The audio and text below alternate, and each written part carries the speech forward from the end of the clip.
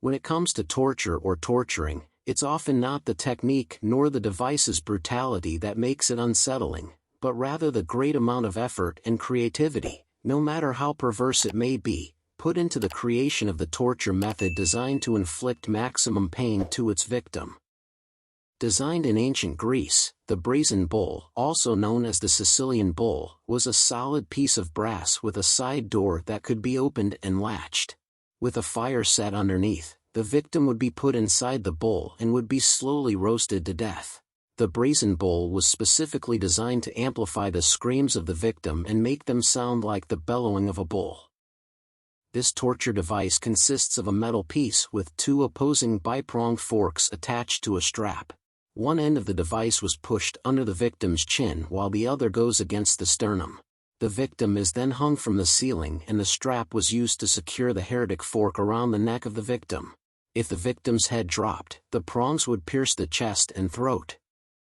In ancient Romania, those who were sentenced to death by impalement were forced to sit on a sharp and thick pole. When the pole was raised upright, the victim would eventually slide down the pole with their own weight. It'd take 3 days for the victim to die. Impalement was believed to be the most favored method of execution of Vlad the Impaler, who has been known to impale 20,000 people while eating his meal. The neck torture was sort of an endurance test which involves hooking the victim into a neck device that's either made of wood or metal. The cruelty of this torture lies within the fact that it prevents the victim from eating or lowering their head for days. The tub involves placing the convicted person in a wooden tub with only the head sticking out. His face would then be painted with milk and honey. Soon, flies would begin to feed on the person. They also make it a point to feed the victim regularly so he would end up sitting in his own excrement. A few days of sitting in the tub would lead maggots and worms to devour the body as it decayed alive. In the Middle Ages, the coffin torture was the most preferred torture technique. The victim is placed inside a metal cage that was just about the size of the human body, hence the name. Overweight victims suffered extra torture as they were forced into smaller cages. The coffin were then hung from a tree or gallows which would be left there until crows came to feed on the victim's remains. Crucifixion is one of the most known execution methods due to the crucifixion of Jesus Christ. The condemned person is nailed or tied to a large wooden cross and left to hang until death, which mostly takes days. This torture device consisted of an iron cabinet with a hinged front and spike-covered interior just enough to enclose a person. Once the victim is inside the frame, he would be unable to move due to the number of steel spikes that would impale him in every direction.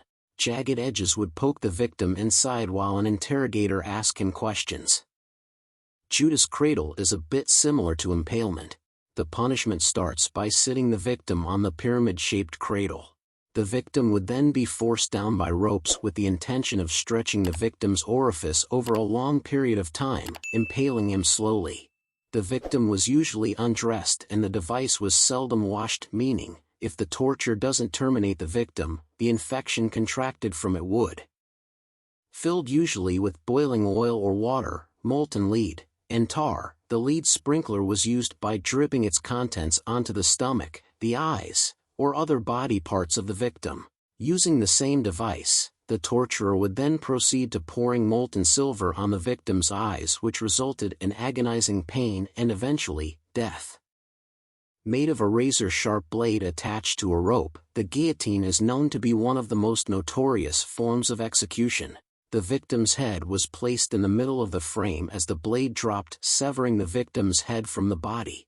The guillotine is considered to be the most humane method of execution as it results to instant. Of all the torture devices, the rope is the easiest to use and the easiest to find.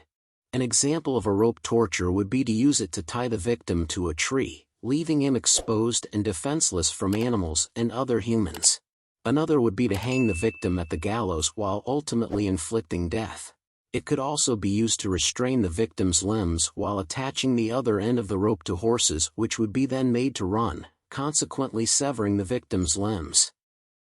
This method was designed to dislocate every joint of the victim's body. The rack was made out of a wooden frame with 2 ropes tied into the handle on top and the other 2 tied to the bottom.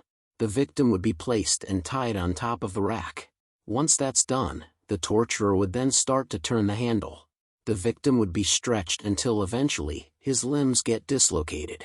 To ensure the limbs were indeed dislocated, the torturer would continue to turn the wheel until they were completely torn off the body. Also known as the pillilinks, the thumbscrew is one torture device with different variations, all with the same function. The smaller pillilinks were designed to crush the fingers and toes, while the larger ones were used to crush the knees and elbows. There's even a head crusher. The tongue tearer was used to cut the victim's tongue. With the help of the device called the mouth opener, the victim's mouth would be forced open and then the tongue tearer would twitch the tongue with its grippers. Once a firm hold was achieved, the screw would then be tightened firmly and the victim's tongue would be roughly torn out.